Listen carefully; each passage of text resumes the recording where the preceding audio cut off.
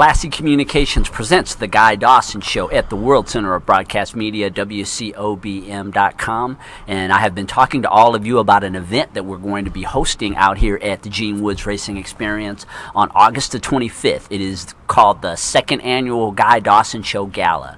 And I just really enjoy this event. We put it on last year out here at the racetrack, and we got a lot of people to come out and just have a relaxing evening in the late summer. It's a networking opportunity. We have entertainment, just a great gathering. We have catered food, 2-for-1 go-kart rides. You can come out here, meet me personally. You can also meet other guests of the World Center of Broadcast Media shows. And again, it'll be August the 25th from 6 o'clock to 9 o'clock here at the Gene Woods Racing Experience.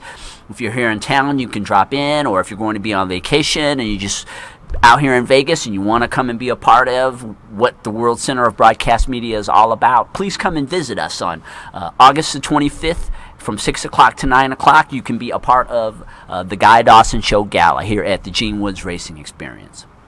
And I've been speaking with Reggie Rogers. He is a relationship expert. And, he works from a side that is a little bit unique when it comes to counseling people on relationships, because it seems like we do it within our own sex most of the time, which I don't know if that's really the best way to do it, because if you're doing it for someone who's in your own sex, you don't really get the perspective of somebody who thinks differently than you. I totally agree. When we, and I still get it today, well, what makes you an expert? Well, other than being a man. I'm a male. Secondly, I've experienced it. Thirdly, I've lived, so I've dated, so I understand from my standpoint, I understand my quirms or my quarrels, and I understand all of that. So why not take that, package it, put it together, and then let's talk to ladies about how men think. Steve Harvey did it, but he didn't do it from the standpoint of even how my approach. So it seemed that, it was accepted. So I just think that, yes, we have something extremely different. And then I always get asked the question, how come you're not talking to men? I think there's enough male empowerment summits that are currently going on. But I wanted to talk to the ladies and then come back and bring the couples together, because I believe that would make all the difference in the world.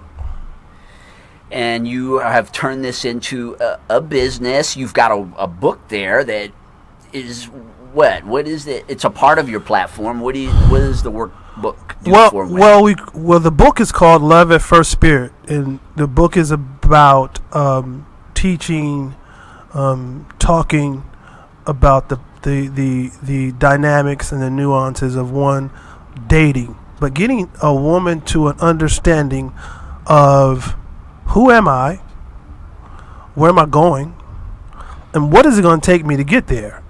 And then I deal with the aspects of love at first sight, lust at first sight, and then love at first spirit.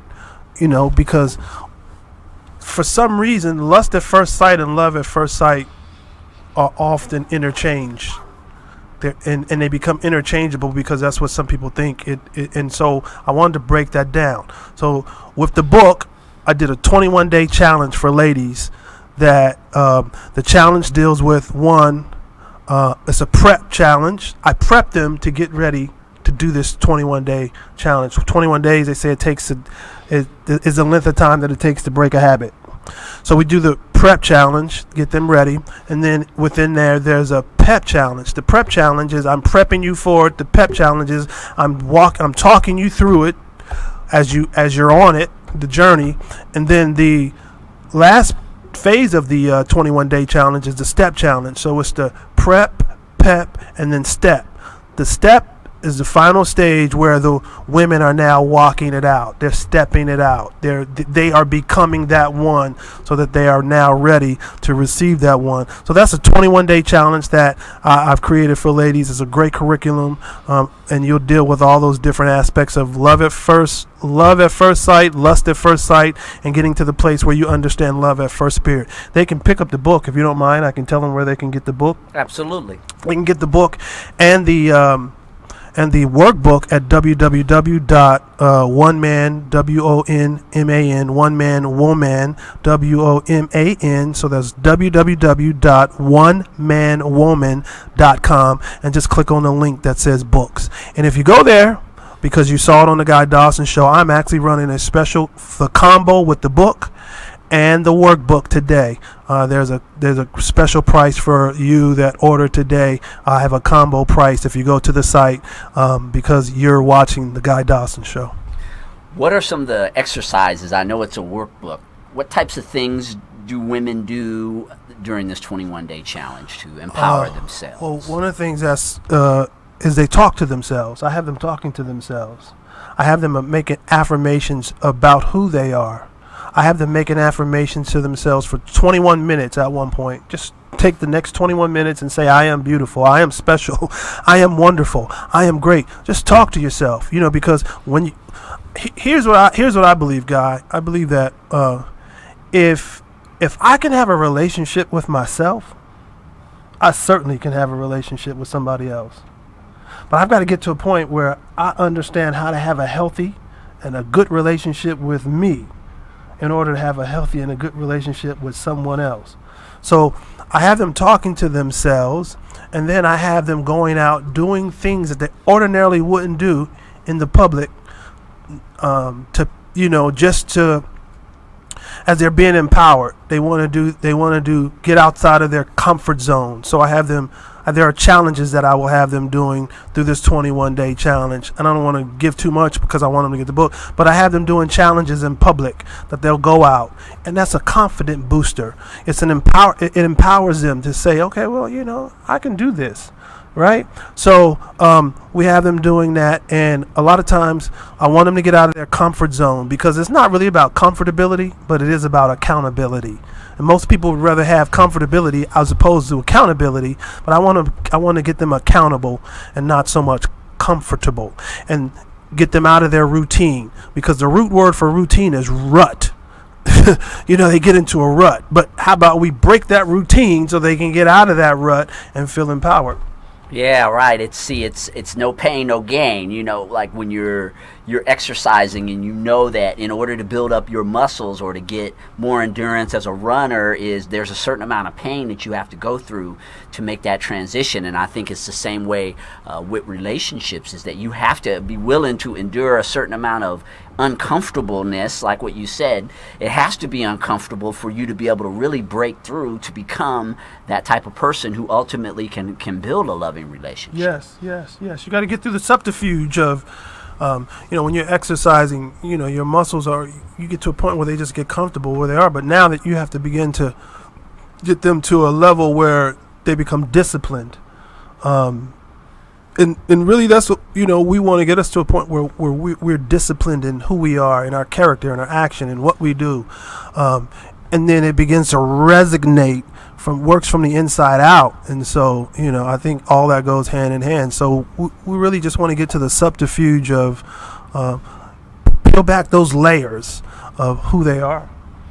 What are some of the results that you've had with women that you've worked with and they've applied some of those principles? Ultimately, we get testimonies that because of what they've read, what they've lived, and what they're currently doing, they feel a lot more aware, a lot more empowered. And a lot of times I tease women. I say, okay, I just taught you how to break the Da Vinci Code, for men. So they feel like they've broken the Da Vinci Code in terms of, as it relates to men. Right. So they feel like now they are what? They got behind enemy lines a little bit. I mean, not that it's not an adversarial relationship. Right. It really isn't, and that's it's one a complementary thing. You don't want to compete. It's not about competing, but it's about complementing. So they understand now their role as it relates to complementing, and they understand the male's role, because that's really breaking the understanding their role. And a lot of times, it's just not, they don't really get the dynamics or the full comprehension of the male's role. So now they feel like they've got it. Okay, so now, because I am an empowered woman, I'm coming to add value or to add to, and not necessarily feel like I need a man to make me who I am. I'm coming whole, and I just need you to come whole, and we bring our wholeness together. Yeah, Reggie, I have a real appreciation for women who are willing to take a look at the whole relationship thing from different perspectives, like the ones that you're working with. And well, we're going to go to commercial break and come back, and there's a ton of more topics for us to go over with relationships. Reggie Rogers is a platform that is really unique, and then he's helping men and women work together on relationships. And we're going to honor our sponsors with a short commercial break and come back and talk more about his platform. See you in a few minutes.